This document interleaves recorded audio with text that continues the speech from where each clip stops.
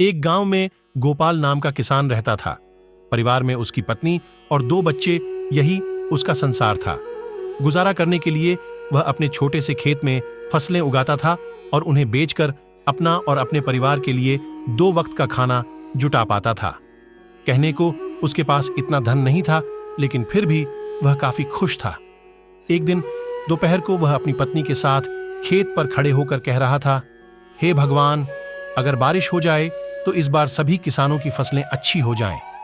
उसकी पत्नी भी कहती है, हाँ, सही कहा आपने, अगर बारिश हो जाती है तो इस बार काफी अनाज हम किसानों के पास आ जाएगा।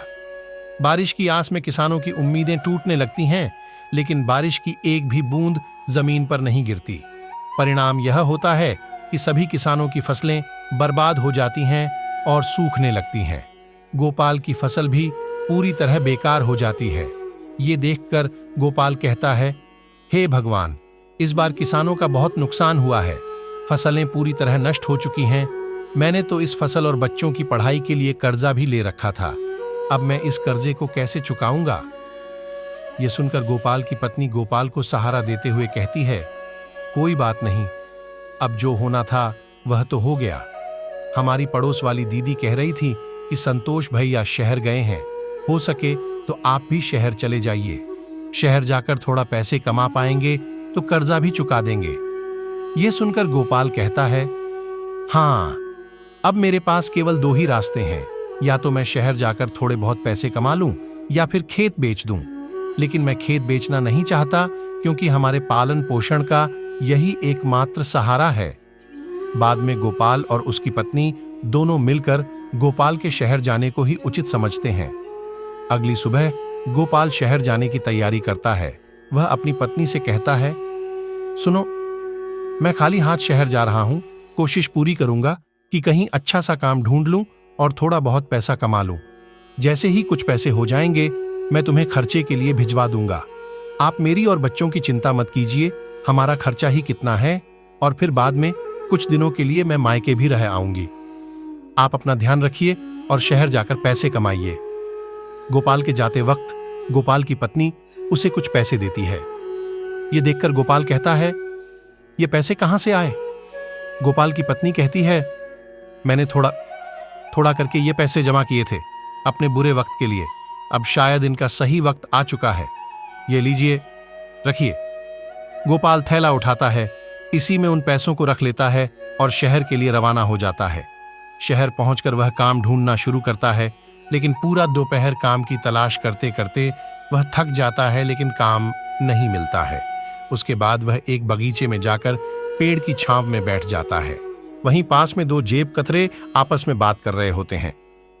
सुन बे चंगुल, 3 दिनों से कोई भी मुर्गा हाथ नहीं लगा है।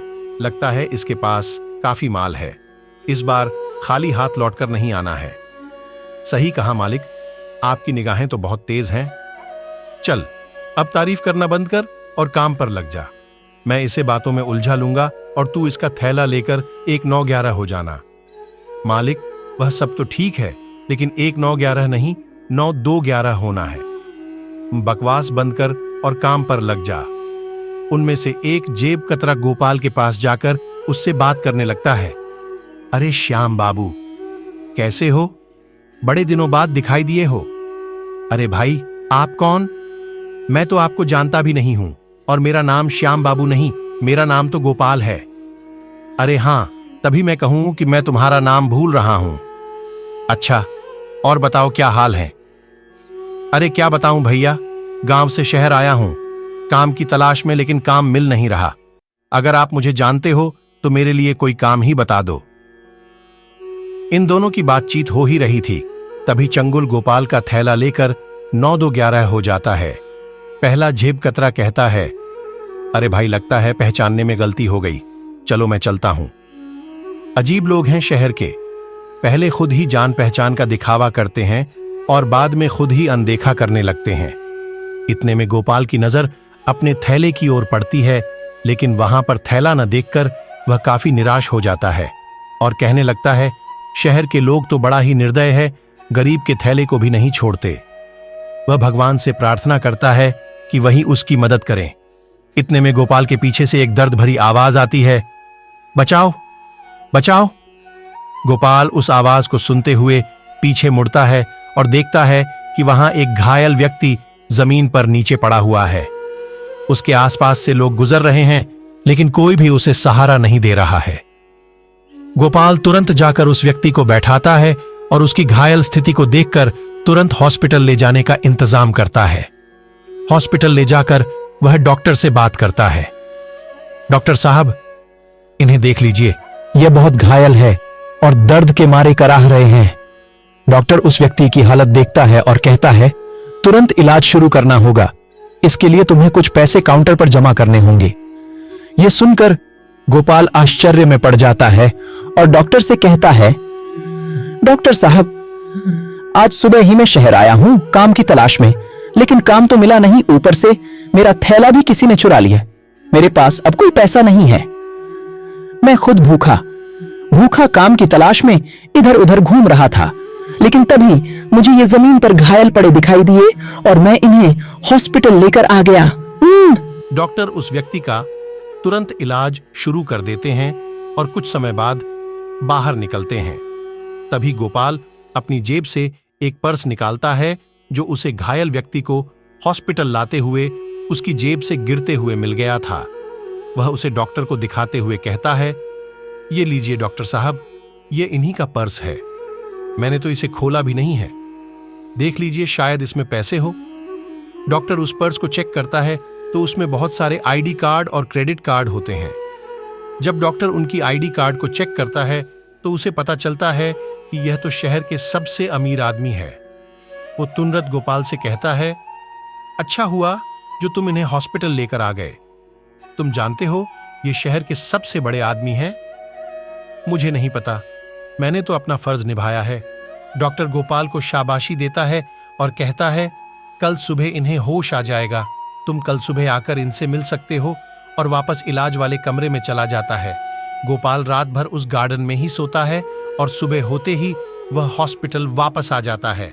गोपाल डॉक्टर से पूछता है, डॉक्टर साहब, अब इनकी तबीयत कैसी है?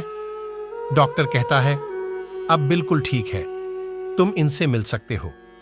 डॉक्टर उस व्यक्ति से गोपाल का परिचय कराते हुए कहता है, ये गोपाल जी हैं, इन्होंने ही आपकी जान बचाई है। घायल स्थिति में यही आपको हॉस्पिटल लेकर आए थे। ये सुनकर गिरधर जी, घायल व्यक्ति, कहते हैं, धन्यवाद मेरी जान बचाने के लिए। तुम हो कौन और क्या करते हो? तभी गोपाल कहता है, मैं गांव से शहर आया हूं एक अच्छे से काम की तलाश में, लेकिन अभी तक मुझे कोई भी काम नहीं मिला है। मेरे ऊपर कर्जा है, मैं उस कर्ज से मुक्त होने के लिए शहर पैसे कमाने के लिए आया हूं। गिरधर जी ये सोचकर हैरान हो जाते हैं कि यह व्यक्ति इतनी परेशानी में होते हुए भी मुझे हॉस्पिटल लेकर आया। वह कहते हैं, मुझे यह जानकर बहुत अच्छा लगा कि इस समय में भी तुम जैसा अच्छा और ईमानदार इंसान है। एक काम करना, कल मेरी छुट्टी है तो तुम कल सुबह ठीक इसी समय आना, मेरे पास तुम्हारे लिए काफी अच्छा काम है। गोपाल शुक्रिया अदा करते हुए वहां से चला जाता है और अगले दिन ठीक उसी समय हॉस्पिटल पहुंचता है। हॉस्पिटल से वे दोनों गिरधर जी के घर के लिए रवाना हो जाते हैं। घर में प्रवेश करते वक्त गोपाल उनके एक बड़े से महल और बड़ी बड़ी गाड़ियां देखकर हैरान रह जाता है और सोचता है कि यह व्यक्ति कितने अमीर होंगे। गोपाल अंदर जाकर सोफे पर बैठ जाता है। तभी गिरधर जी नौकर से उसके लिए पानी और खाने के लिए कुछ लाने को कहते हैं। गिरधर जी कहते हैं, गोपाल, तब तक तुम कुछ खा पी लो, तब तक मैं 15 मिनट में आता हूं। गोपाल खा पी कर थोड़ा आराम करता है। तभी गिरधर जी आते हैं और कहते हैं, गोपाल, शहर के बाहर मेरी एक बड़ी फैक्ट्री है जिसमें खेती से जुड़े उत्पाद बनाए जाते हैं। खाने पीने का कोई झंझट नहीं है। वहां पर तुम्हें खाने पीने को सब मिलेगा, रहने को घर मिलेगा। अगर तुम सहमत हो तो तुम इस काम को कर सकते हो। गोपाल कहता है, यह तो मेरे लिए बहुत ही अच्छी बात है। वैसे भी मैं एक किसान हूं, खेती बाड़ी के बारे में मुझे बहुत अच्छे से पता है। मैं इस काम को अच्छे से कर पाऊंगा। गिरधर जी कहते हैं, तुम चाहो तो अपने परिवार को भी यहां लाकर रह सकते हो। गिरधर जी गोपाल को कुछ पैसे देते हैं जिससे वह अपने कर्ज को चुका पाए। फिर गोपाल गांव जाता है और अपनी कर्जे को पूरी तरह चुका देता है और अपने परिवार के साथ शहर वापस लौट आता है। गिरधर जी गोपाल के दोनों बच्चों की पढ़ाई का खर्चा भी खुद ही उठाते हैं और उनके खाने पीने का और रहने का ख्याल भी रखते हैं। गोपाल खूब मन लगाकर फैक्ट्री में काम करता है और खुशी खुशी अपने परिवार के साथ रहता है। अब गोपाल पूरी तरह आज़ादी महसूस करता है और अपने मालिक का शुक्रिया अदा करता है। अगर आपको हमारी स्टोरी अच्छी लगी हो तो अपने दोस्तों के साथ भी शेयर कीजिए और कमेंट में ज़रूर बताइए कि कैसी लगी हमारी स्टोरी।